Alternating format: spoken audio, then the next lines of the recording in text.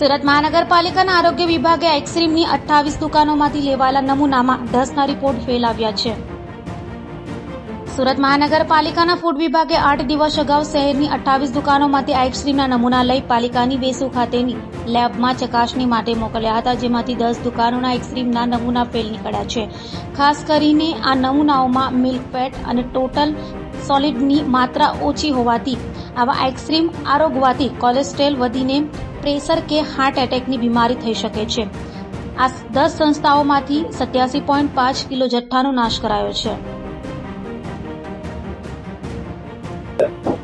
Deputy commissioner health and hospital Shri અને આરોગ્ય અધિકારી શ્રીની સીધી માર્ગદર્શન અને સૂચના હેઠળ સુરત મહાનગરપાલિકાના અલગ અલગ ઝોનમાં આઈસ્ક્રીમનું વેચાણ કરતી તેમજ ઉત્પાદન કરતી સંસ્થાઓમાં ફૂડ વિભાગના ફૂડ સેફ્ટી ઓફિસરો દ્વારા નમૂના લેવાની તેમજ તપાસણીની કામગીરી કરવામાં આવી હતી.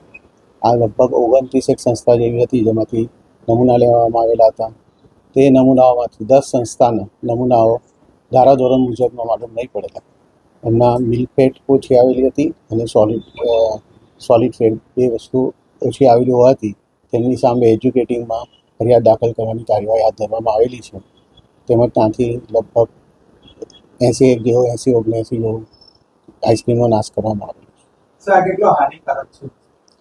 એના જો બીજી કોઈ ફેટ ઉમેરેલી હોય તો લાંબે ગાળે શરીરને નુકસાન કરી શકે. મિલ્ક ફેટ ઓછી હતી અને ટોટલ સોલિડ જે હોય તે ઓછું હતું. આઈસ્ક્રીમની અંદર મિલ્કનું પ્રમાણ કેટલું હોવું જરૂરી છે અને આ જે 10 સંસ્થાઓમાંથી આ જે મળી આવ્યું છે તેમાં મિલ્કનું જે પ્રમાણ છે તે કેટલું ઓછું? મિલ્ક ફેટ ઓછામાં ઓછી 10 હોવી જોઈએ, એનાથી પણ ઓછી આવેલી છે. એટલે એ નમૂનાઓ ધારાધોરણ મુજબ ન હોવાનું કહેવામાં. તેની કેટલી આડઅસર આવી પ્રકારની આઈસ્ક્રીમ આરોગવાની થઈ છે? એટલે અંદર જો કોઈ ફેટનો ઉમેરો હોય તો એમાં શારીરિક નુકસાન થઈ શકે.